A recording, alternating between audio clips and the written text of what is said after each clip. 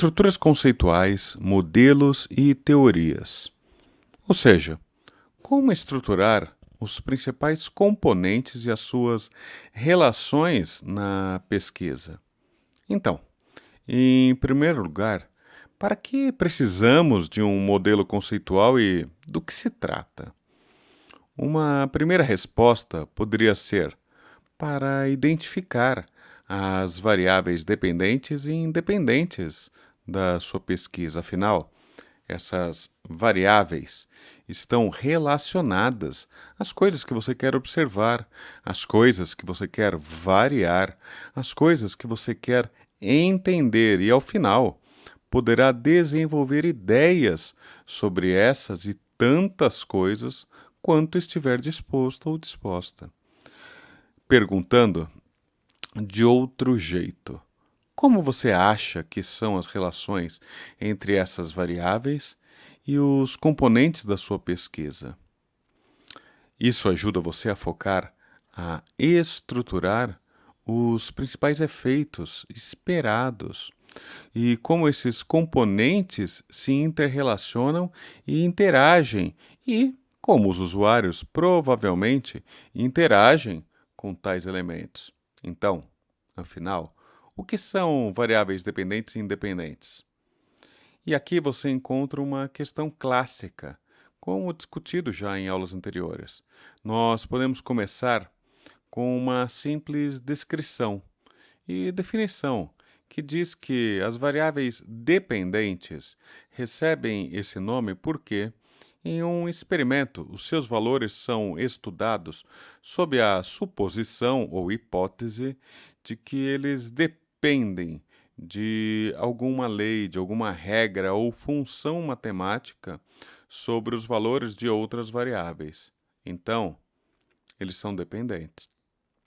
E a sua expectativa é modificando as variáveis independentes como controlador, como experimentador. Essas variações vão ter influência nas variáveis dependentes. Assim, conclui-se que as variáveis independentes, por sua vez, não são vistas como dependentes de nenhuma outra variável no âmbito do experimento ou teste em questão. Eles são controlados pelo experimentador. Então, deixe-me dar um exemplo. Há muitos anos, tive acesso à obra do escritor e sociólogo italiano Domenico De Masi.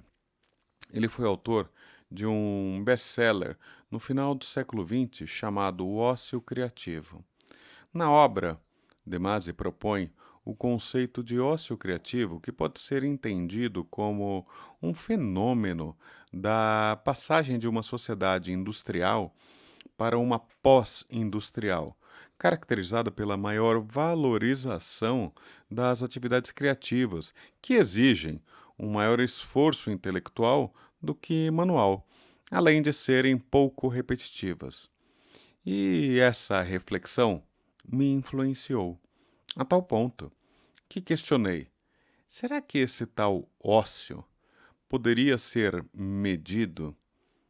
Em caso afirmativo, será que de fato levaria a maior geração de novidades e inovações?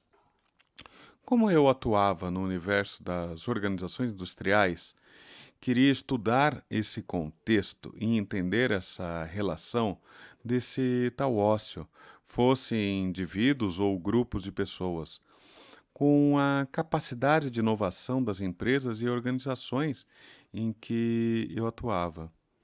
Qual seria a influência do ócio na geração de novos produtos e serviços e no desempenho das empresas? Depois de uma cuidadosa revisão da literatura para compreender e transformar essas dimensões em construtos operacionalizáveis, ou seja, como eu poderia medi-los, eu consegui montar um diagrama simples, em que eu apresento algumas relações. Numa delas, é possível perceber uma seta que vai da folga organizacional que é como optamos por restringir e operacionalizar o ócio na empresa, até a capacidade de inovar da mesma organização. E na segunda parte do mesmo diagrama, existe uma outra seta, que vai da capacidade de inovar organizacional até a performance, que nada mais é que o desempenho da organização. E essas setas indicam algo. Seu sentido indica uma relação. Então, pensamos que algum tipo de ócio, no nosso caso, alguma disponibilidade de recursos de tempo, de dinheiro, de processo, talvez possa ajudá-lo a criar novidades e inovar, de maneira a contribuir, por sua vez, nos resultados e desempenho da empresa. É disso que trata esse modelo conceitual. E você pode entender um pouco esse esquema quando assume o papel de experimentador. E, nesse caso, o seu resultado, a capacidade de criar novidades, é a sua variável dependente na primeira parte do esquema, que pode ser medida pela quantidade de novos produtos e pela contribuição dessas novidades no faturamento da organização nos anos recentes. São dados objetivos, coletados pelo experimentador. Por outro lado, no mesmo modelo, a variável independente é a quantidade de recursos disponíveis na organização, medidos em termos de tempo, horas livres, por semana de funcionários, além do budget mensal ou semanal para testes e experimentações as mais diversas, experimentações criativas que, de alguma maneira, possam contribuir no desenvolvimento de novidades na organização, que era a variável dependente que apresentei anteriormente. São dados que podem ser variados e medidos. Então, certamente, o experimentador controla as variáveis independentes e as variáveis dependentes são medidas como um resultado. Então, de volta aos modelos conceituais, no campo da pesquisa, eu encontrei essa definição e que quero compartilhar com vocês. Na pesquisa, uma estrutura conceitual é entendida como um grupo de conceitos ou construtos que são amplamente definidos e sistematicamente organizados para fornecer um foco, uma justificativa e uma ferramenta para a integração e interpretação de informações e dados. Então, é também um instrumento de comunicação, além de ser um modelo conceitual para sua pesquisa. E nesse sentido, não há proposições fora dele. Em contraste e em teoria, você também tem suas principais variáveis, conceitos e construtos, mas também tem uma rede de proposições e elas estão relacionadas, geralmente têm suposições afiliadas a elas. É um modelo e frequentemente usado também para relatar a sua estrutura. Você se relaciona com sua estrutura conceitual e com a sua teoria.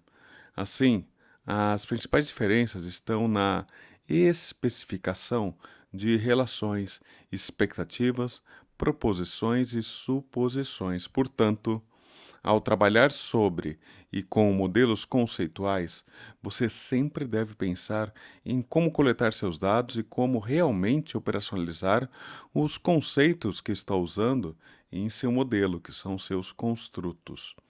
Resumindo, diferencie claramente entre as teorias que você está usando e a sua pesquisa, a estrutura conceitual que você desenvolveu para desenhar a sua pesquisa e o modelo, provavelmente, usado para comunicar isso de forma a ajudar a estruturar, em colaboração com outros pesquisadores, o avanço do conhecimento. Entenda o conceito das variáveis dependentes e independentes que você está usando, justamente para não confundir tais variáveis. E use seus modelos para comunicar o seu projeto e descrever as interrelações entre esses componentes. E para quem ficou curioso ou curiosa em saber o resultado dos testes desse esquema conceitual que investigou o papel do ócio nas organizações, vou deixar o link da minha pesquisa. Obrigado e até a próxima oportunidade.